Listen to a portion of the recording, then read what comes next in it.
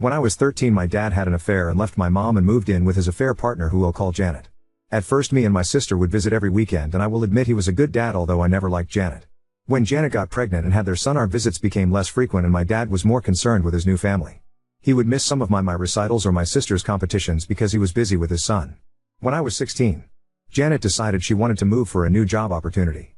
Me and my sister begged him not to leave us, but he just said, "I need to prioritize my family." He moved 10 hours away. That pretty much ended our relationship, and I decided to go no contact as it was clear he did not consider me family. My younger sister stayed in contact with him. He would try and call me and offer for me to come and visit with my sister, but I refused. When he came back to see my sister, I would refuse to speak to him when he turned up at the house. I didn't invite him to my high school or college graduation. I'm now 33 and have remained no contact with him. He has over the years repeatedly tried contacting me and getting his family to contact me on his behalf to reconcile. I have avoided family events in case he attended, including my sister's wedding and baby showers. My dad and his family moved back to our hometown 3 months ago, and he has been relentless trying to reconcile. I have received messages from my half-brother and sister wanting a relationship, saying he's a great dad. My dad found out I'm getting married and keeps trying to contact me and has even tried to speak to my fiancée. Janet messaged me saying I broke my dad's heart repeatedly and I'm pathetic and should get therapy. I replied back that she was nothing but a home-wrecking whore and then blocked her. Everyone seems to be wanting me to let him back in my life. I'm sick of all the harassment and accidentally bumping into my dad and his family in the town. Whenever I see him, I just walk away and refuse to speak to them. Everyone is saying he's a good dad and tried his best to remain in contact, but I pushed him away. Everyone is pressuring me, my mom, sister, grandparents, aunts and uncles, even some of my friends. My fiancé has even started saying I'm the for shutting him out. Update 1. Some of you gave helpful suggestions which I'm planning to take on board. I have just spoken to my fiancé and unfortunately it has not gone well, but at this point in time I've had enough and want to run away and never come back. My fiancé knows my history with my dad and Janet.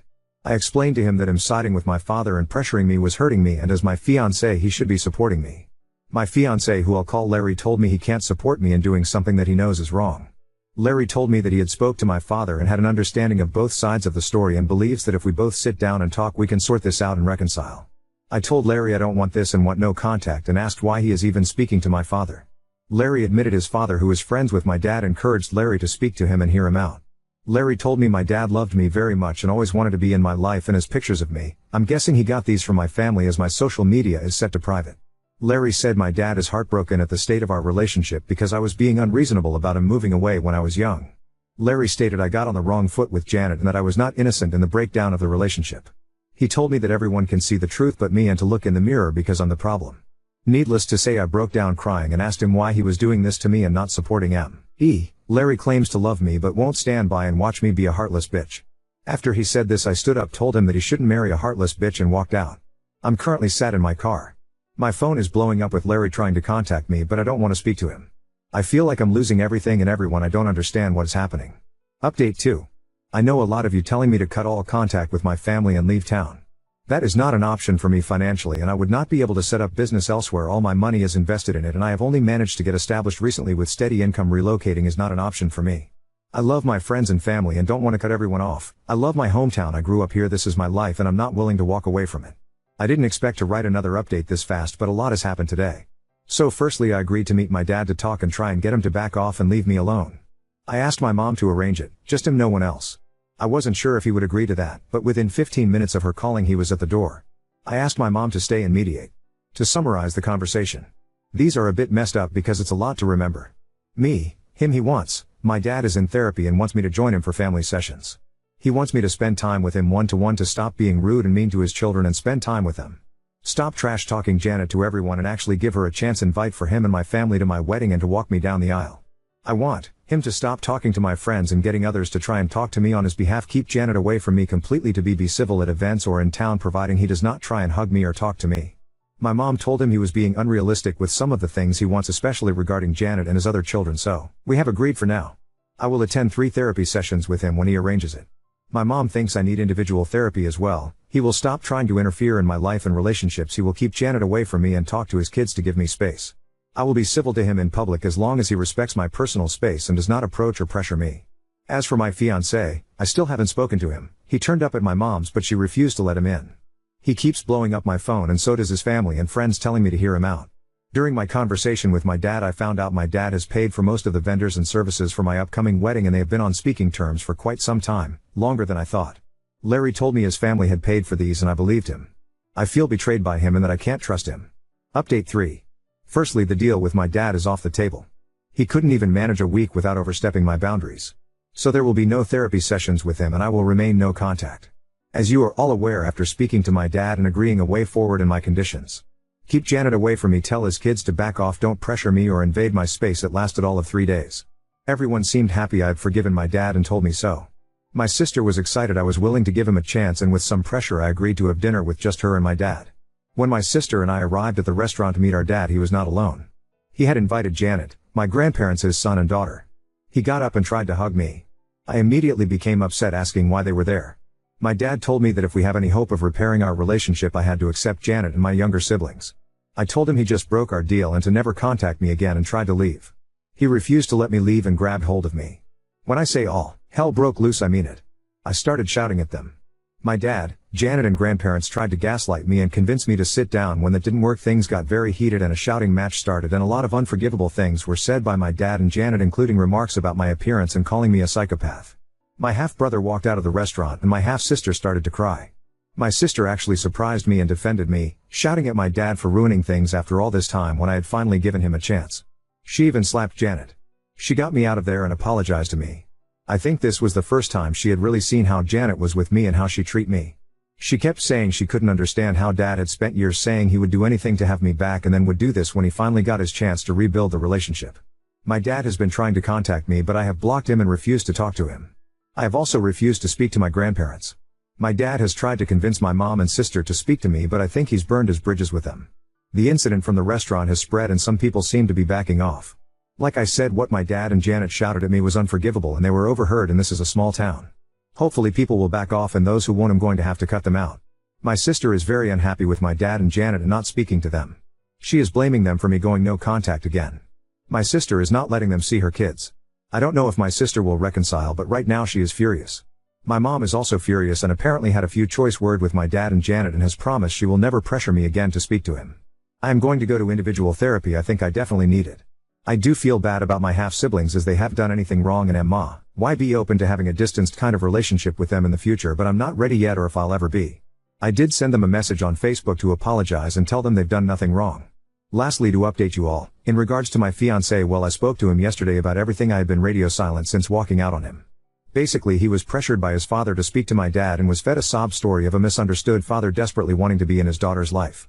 Larry had become annoyed with me refusing to attend his family events and walking out of his mother's birthday party when I realized my dad and Janet was there, as he was getting pressure from his family about me ruining their events. He just wanted everyone to be happy and get along, clearly at my expense. Larry admitted my dad had paid for some of the vendors for the wedding, but he did not know this until after it was already paid. His father had told Larry that him and his mom had paid.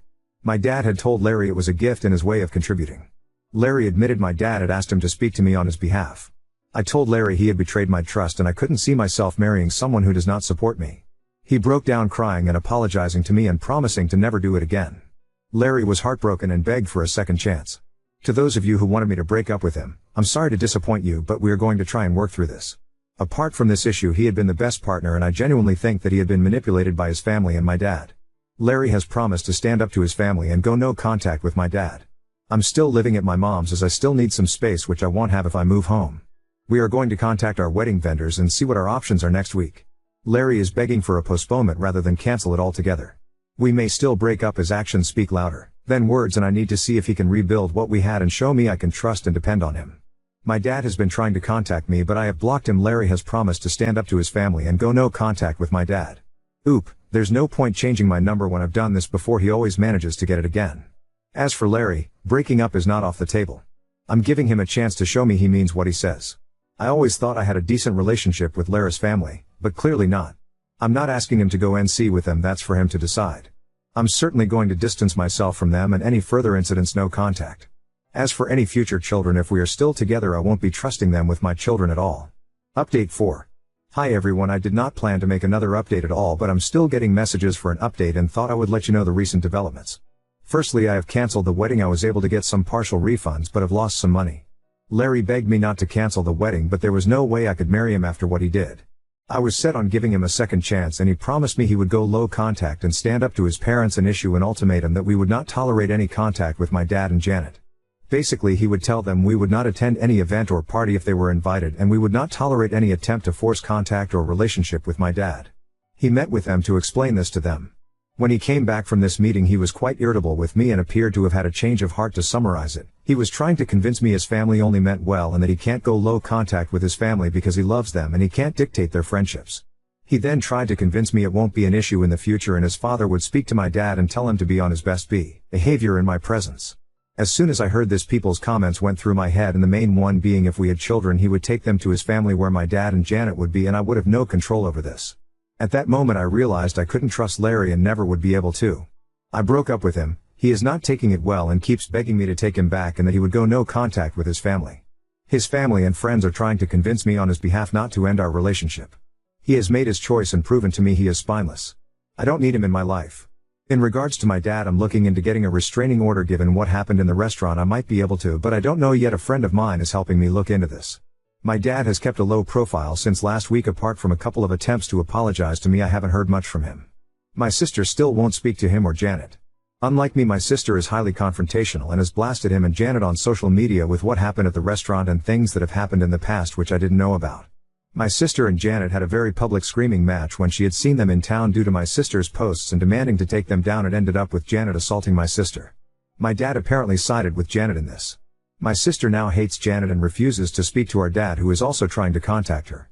My dad and Janet's reputation seems to have taken a hit, and between the incident in the restaurant and my sister's fight with Janet and had numerous Facebook posts about them, people are gossiping.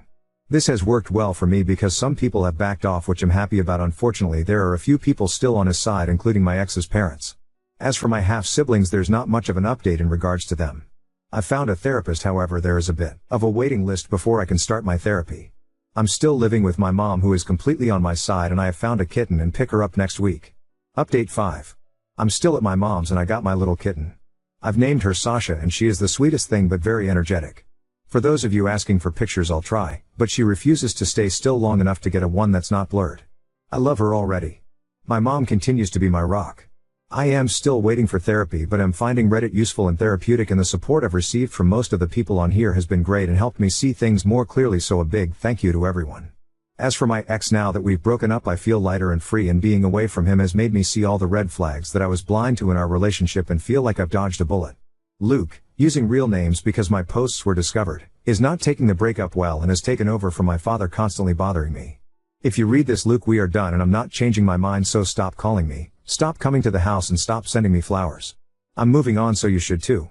My sister Emma is still firmly on my side and has washed her hands of Janet, stepmonster, and they are not on speaking terms after my sister told everyone about Janet's affairs. Janet is still trying to save face, saying my sister is lying and telling everyone she can how we are just the worst and that we have treated her terrible over the years and trying to ruin her marriage. Don't think anyone is buying what she is saying. She has sent abusive messages to me and my sister, and when we've bumped into her she's been screaming at us and threatening us. My sister's car had been keyed and my store windows were smashed. We can't prove it's her, unfortunately, but she is the most likely culprit. My half-siblings are definitely my dad's children. They tested them years ago when she was a baby. From WH, and I've heard they're not speaking to Janet at all. As for my dad, he seems to have grown a spine and has kicked out Janet. She is now living with her parents. From what I've heard, he's thinking about divorce. I haven't had any contact with my dad except for a text saying he was sorry for everything. As for getting a restraining order, I'm more concerned about getting one against Janet at the moment. Oop, I have cameras but you can't see if at her because of the angle. I'm getting more fitted for better coverage. Oop, no, the damage is already done. He had his chance to fix things with me and he blew it. I just want to be left alone and get on with my life. Now on to second story. Ex stayed with my parents after I left. Now they want me to visit for Christmas, but I don't want to see him. I, 29F, was stalked and harassed by a woman who believed that I was having an affair with her husband. It was over a month of daily harassment over phone, on social media, and at times even in public. She even threw a stone through my window and vandalized my car in my driveway. She was caught on security camera and charges were brought against her. I had to spend a lot on lawyers to threaten legal suits against both the husband and wife to get her to back off. She was having some sort of a mental breakdown and went into a psych hold. Her meds helped and she agreed to stop and accepted that I wasn't the involved party. As part of our legal agreement, she made social media posts apologizing and clearing my name and some financial recompense for damages caused.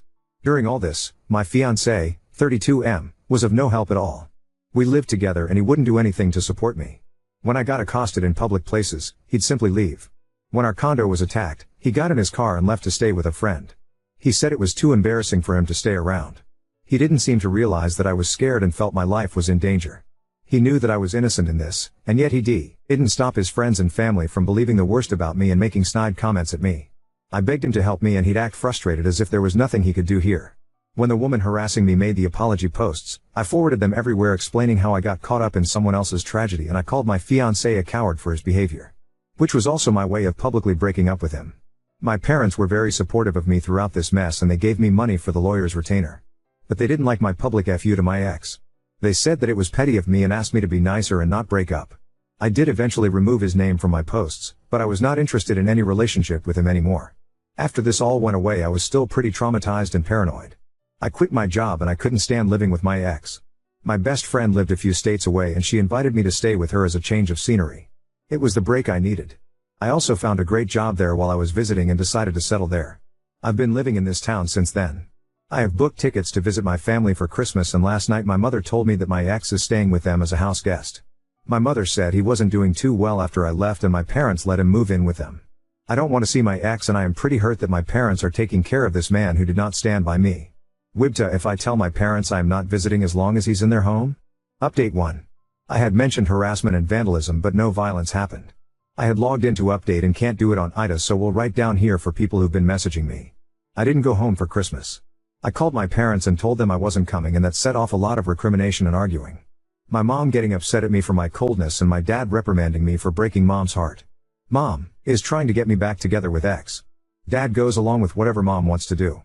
I asked them why they'd want me to be with someone who didn't protect me and mom said if the stalker was a man he'd have protected me, but it was just a woman, a lady from a good home, so there wasn't any real danger.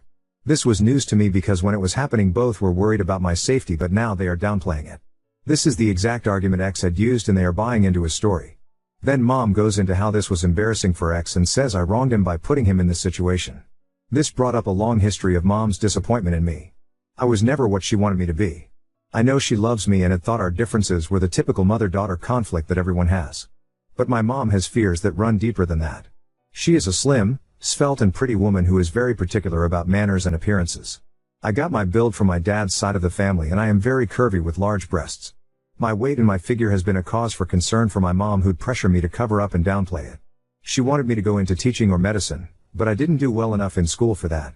I ended up forming a career in sales and I am very good at it. I was making good money at a large corporation and while I dress modestly, I was no longer wearing baggy clothes, but professional suits with a good fit. The fact that I look like I do and that I do sales was scandalous to my mother. The guy whose affair brought problems in my life is a manager in the same company I used to work for. We worked on the same floor in different departments. I think he let me take the fall because knowing who he was having the affair with would have put his job in jeopardy and would have been a lot more scandalous. My mother thinks the wife putting the blame on me was inevitable because I have the look. She thinks her fears about my appearance and career had come true in this incident.